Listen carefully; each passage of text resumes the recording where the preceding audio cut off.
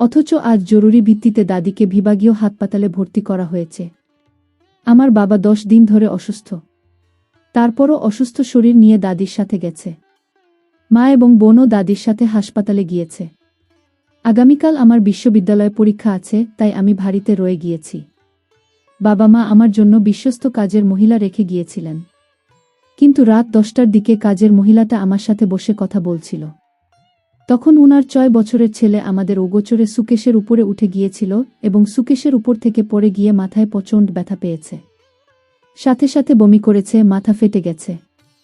ছেলেকে নিয়ে হাসপাতালে যেতে বাধ্য হয়েছে। কাজের মহিলার ছেলের মাথার আঘাত গুরুতর বলে থানা শহরের হাসপাতাল থেকে ফেরত দিয়েছে।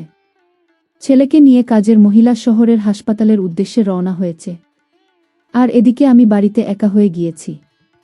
রাত 12টার দিকে কাজের মহিলা ফোন দিয়ে জানিয়েছে তার ছেলের অবস্থার কথা। বাড়িতে যে আজ রাতে ফিরতে পারবে না সেটা জানিয়েছে। আমি তখনই মাকে ফোন দিয়ে জানিয়েছিলাম যে বাড়িতে আমি একা হয়ে গিয়েছি। বাবাকে বাড়িতে পাঠিয়ে দেওয়ার অনুরোধ করেছি। মা রেগে গিয়ে বলেছে, তোর বাবা অসুস্থ। তার মধ্যে তোর দাদিকে নিয়ে হাসপাতালে এসেছে। হাসপাতালে তোর বাবাকে প্রয়োজন পড়তে পারে। সে এত রাতে বাড়িতে যেতে পারবে না। একটা রাতের ব্যাপারই তো। চুপচাপ ঘরের দরজা বন্ধ করে শুয়ে থাক। কাউকে ফোন দিয়ে বলার দরকার নাই যে তুই একা। তাহলে মানুষ আরও জেনে যাবে। সেক্ষেত্রে মানুষ তোর ক্ষতি করতে চাইবে। আমি আগেই জানতাম যে মা এরকম কথাই বলবে। কারণ পর কখনো আপন মায়ের মতো হয় না। আমার আপন বলতে পৃথিবীতে একজনই আছে। তিনি আমার দাদি। দাদি তো আজ মৃত্যুর শয্যায়। অসুস্থতার জন্য দাদি কথা বলতে পারছে না এখন। আমার চাচাতো ভাইয়েরা আজ মধ্যরাতে এসে উপস্থিত হবে সেটা স্বপ্নেও ভাবিনি। এই একা বাড়িতে এখন কি করব আমি? ভয়ের সংখ্যায় চিন্তায় সব এলোমেলো হয়ে যাচ্ছে। এসবই এখন ভাবছে মনে মনে জেরিন। যে মেয়েটি আজ বাড়িতে একা একা অবস্থান করছে তার নাম জেরিন। এই জেলাতেই পাবলিক বিশ্ববিদ্যালয় আছে। সেই বিশ্ববিদ্যালয়ে পড়ে জেরিন। অনার্স প্রথম বর্ষের পরীক্ষা চলছে। আগামীকালই শেষ হবে পরীক্ষা। বিশ্ববিদ্যালয় অন্য থানায়। বাড়ি থেকে এসে পড়াশোনা করে জেরিন। রাত 12টায় জেরিন যখন জানতে পারল যে আজ রাত একাই থাকতে হবে, তখন মায়ের বুদ্ধিতে কাউকে একা থাকার ঘটনা না জানিয়ে চুপচাপ শুয়ে থাকে জেরিন। এখন মধ্যরাত চলছে। কিছুক্ষণ আগে থেকে চাচাতো ভাইয়েরা এসে দরজায় নক করে যাচ্ছে। জেরিন শব্দে দরজার কাছে এসে দাঁড়িয়ে আছে। লুকিং গ্লাস দিয়ে তাকিয়ে দেখছে 3 যুবক দাঁড়িয়ে আছে। চাচাতো ভাইদেরকে কখনও সামনে থেকে দেখেনি জেরিন। এক অনাকাঙ্ক্ষিত ঘটনায় 25 বছর আগে ফ্যামিলি থেকে বের হয়ে গিয়েছিল। জেরিনের বড় চাচা মাহফুজুর রহমান এই 25 বছরে একবারও আসেনি বাড়িতে। তার ছেলেরাও কখনও আসেনি এই দাদা বাড়িতে। আজ তার 3 জেলে এসেছে মৃত্যুশয্যায় তার দাদিকে দেখতে। অথচ আজই হলো এমন ঘটনা। বাড়ির সবাই জানত এর সামনের সপ্তাহে আসবে। জেরিন ওর বাবার মোবাইল থেকে বড় চাচার ছেলেদের ছবি দেখেছিল। তাই জেরিন মোটামুটি নিশ্চিত যে দরজায় অপেক্ষামান ছেলেগুলো তার বড় চাচারই ছেলে। তাছাড়া ওদের সাথে লাকেজও আছে। তারপরও সন্দেহ দূর করতে কাপা কাপা গলায় দরজার ভিতরের থেকে জেরিন জিজ্ঞাসা করছে, আপনারা কারা? আমরা সৌদি আরব থেকে এসেছি। ভাবছে দরজা খুলবে কি না। কিন্তু না খুলে উপায় আছে, কত দূর থেকে এরা এসেছে। জেরিন ভাবছে দরজা খুলে বুঝিয়ে বলবে যে আজ বাড়িতে এক। এইসব ভেবে দরজা খুলে দিয়েছে জেরিন। জেরিন জানত ওর চাচাতো 2 ভাই দেখতে খুব সুন্দর। আজ সামনে থেকে দেখে আরও বিস্মিত হয়েছে। জেরিনের দাদিও খুব সুন্দর।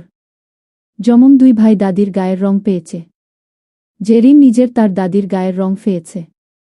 কিন্তু সৌদি আরবে থাকা 2 ভাইকে আরও সুন্দর লাগছে। জেরিনকে হা করে তাকিয়ে থাকতে দেখে তুলনামূলক কাটো চাচাতো ভাইটা দরজা টেলে ভিতরে ঢুকে গেছে। বাইরে খুব বৃষ্টি হচ্ছে। রাস্তাঘাটে পানি উঠেছে। তাছাড়া বাসার সামনেও পানি। তাই 3 জনই ভিজে গেছে। যমজ 2 ভাই এখনও দাঁড়িয়ে আছে বাইরে। যমজ 2 চাচাতো ভাইয়ের একজন জেরিনকে প্রশ্ন করছে, তোমার নাকি জেরিন? জি, আমার নাম জেরিন। জেরিন, এভাবে দরজা ধরে দাঁড়িয়ে আছো কেন? আমাদেরকে ভেতরে আসতে বলবে না? বাড়িতে নিজের একা থাকার কথা মনে পড়তেই জেরিন বলছে, ঠিক আছে, ভেতরে এসে প্রেস হয়ে কথা বলবো আমরা। বলেই যমজ 2 চাচাতো ভাই ভেতরে ঢুকে গেছে।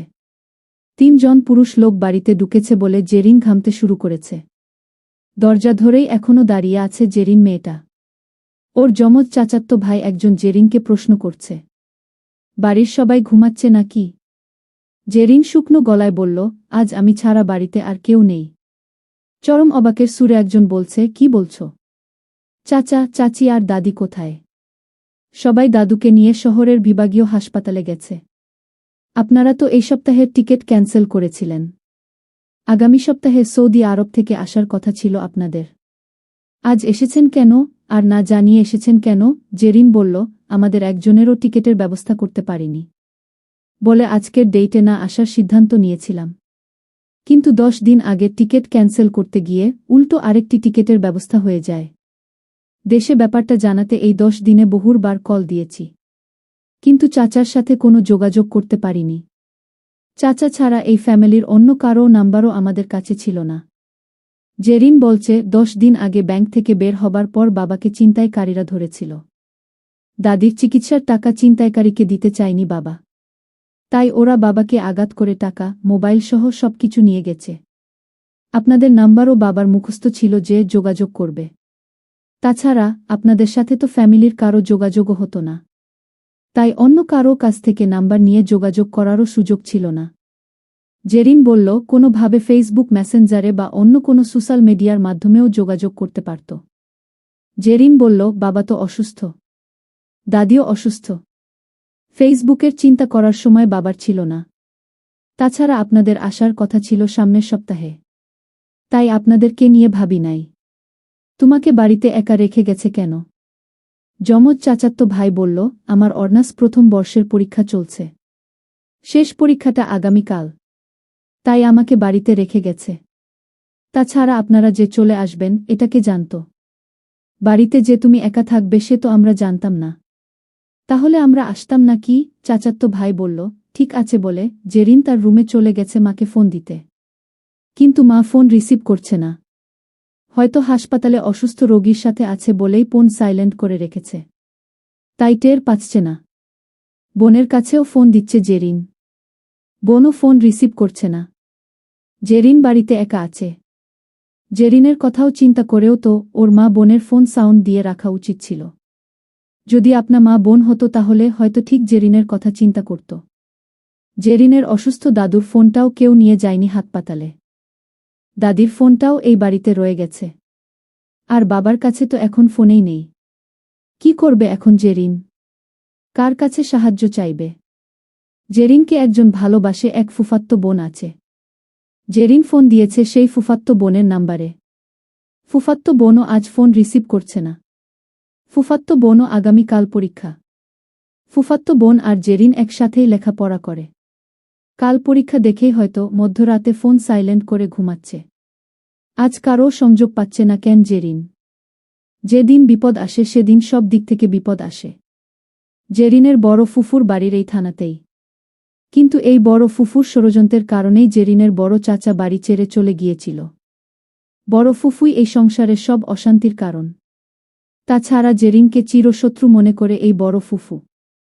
তাই বড় ফুফুকে ফোন দিলে আজ আরও বেশি ক্ষতি করবে। একদম মানুষজন ডেকে নিয়ে আসবে জেরিনকে অপমান করতে।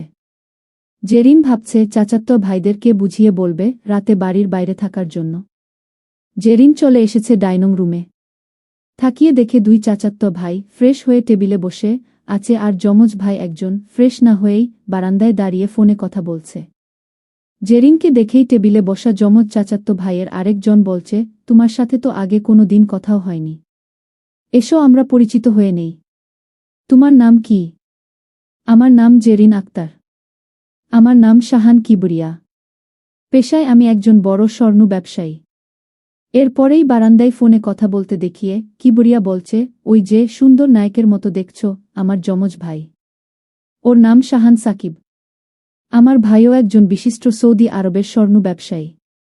সাকিবের কথা বলার শেষ হতেই কাটোসাইজের চাচাতো ভাইটা বলে উঠেছে, এলমন্ড।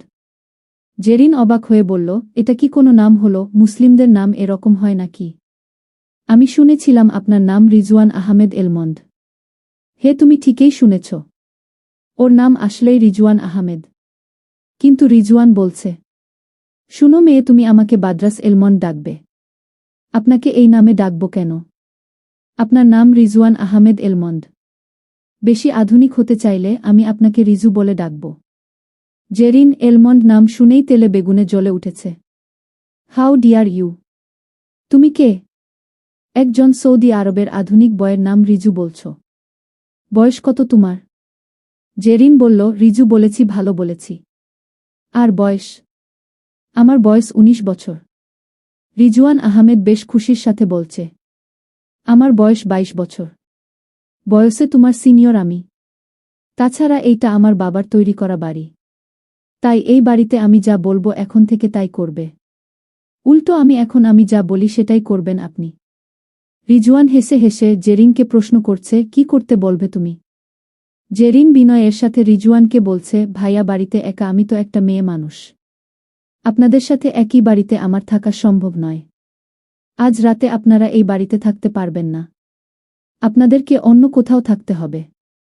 রিজওয়ান এলমন্ড মিজাজ দেখিয়ে বলছে, মানে? আমাদের বের করে দিতে চাচ্ছু? এটা তোমার বাড়ি নাকি? ১৯ বছর ধরে এই বাড়িতে আছে তুমি। আজ আমরা প্রথম এসেছি। আমাদেরকে বের করে দেওয়া সাহস তোমার কিভাবে হয়? ঘরটা তোমার বাপের নয়, দাদারও নয়। বিল্ডিংটা আমার বাবা তৈরি করেছিলেন। রিজওয়ান এলমন্ডকে ধমক দিয়ে থামিয়ে কিবরিয়া নরম সুরে বলল, ওর কথায় তুমি কিছু মনে করো না। ও একটু ঝগাটে। তারপর ওকে তুমি রিজু বলে কেপিয়ে দিয়েছ। তো কি বলতে চাচ্ছেন? আপনারা কি বাড়ি থেকে যেতে চাচ্ছেন না? জেরিনে বিনয়ের সাথে কিবরিয়া বলছে, আমরা এখানে থাকলে তোমার কোনো ক্ষতি আমরা করব না। এই বৃষ্টির রাতে আমরা কোথায় যাব? এখানকার কোনো কিছু আমরা সেভাবে ছিনিও না। কিভাবে যাব বলো? জেরিন বিরক্তির সাথে কিবরিয়াকে বলছে, যেভাবে এসেছেন সেভাবে যাবেন। কিবরিয়া মুখ মলিন করে বলছে, আমরা তো ঢাকা থেকে গাড়ি করে এসেছি। সে গাড়ি তো ছেড়ে দিয়েছি। ভেতরে এসে যে এমন পরিস্থিতিতে পড়তে হবে সেটা তো আগে বুঝতে পারিনি। কিবরিয়া সাহেব, আমি এত কিছু বুঝি না, আমি আপনাদের সাথে থাকতে পারবো না। তুমি তোমার রুমে থাকবে। আমরা অন্য রুমে থাকব। আমাদেরকে নিয়ে কোনো টেনশন নেই তোমার। এই এলাকাটা শহর নয় যে কোনো হোটেলে গিয়ে উঠব। এই মধ্যরাতে এই বৃষ্টির মধ্যে আমরা কোথায় যাব বলো? জেরিনের কপালে এসেছে চিন্তার ভাঁজ। বেশ চিন্তিত সুরে বলছে, আপনারা কোথায় যাবেন আমি জানি না। তবে আপনাদেরকে চলে যেতে হবে এখান থেকে। প্লিজ আপনারা চলে যান এখান থেকে। রিজওয়ান এলমন্ড লাফিয়ে এসেছে জেরিনের সাথে ঝগড়া করার জন্য। কিবরিয়া এলমন্ডকে ইশারা করে বলল, চুপ থাকতে।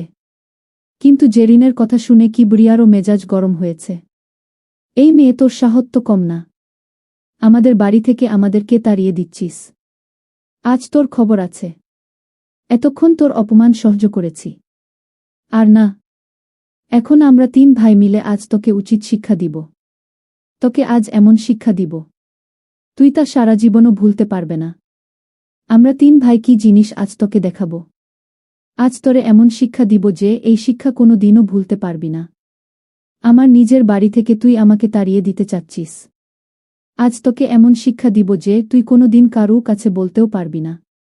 তুই আমাদের অনেক অপমান করেছিস। তোর ভাবা উচিত ছিল যে আমি তোর ভাই। কিন্তু তুই আমাদেরকে কোনোভাবেই বাড়িতে থাকতে দিচ্ছিস না। তাদের ভাইদের কথা শুনে জেরিন ভয় পেয়ে গেল। আর ভয় পেয়ে বলতে শুরু করল, আমার ভুল হয়ে গেছে। তোমরা আমাকে ক্ষমা করে দাও।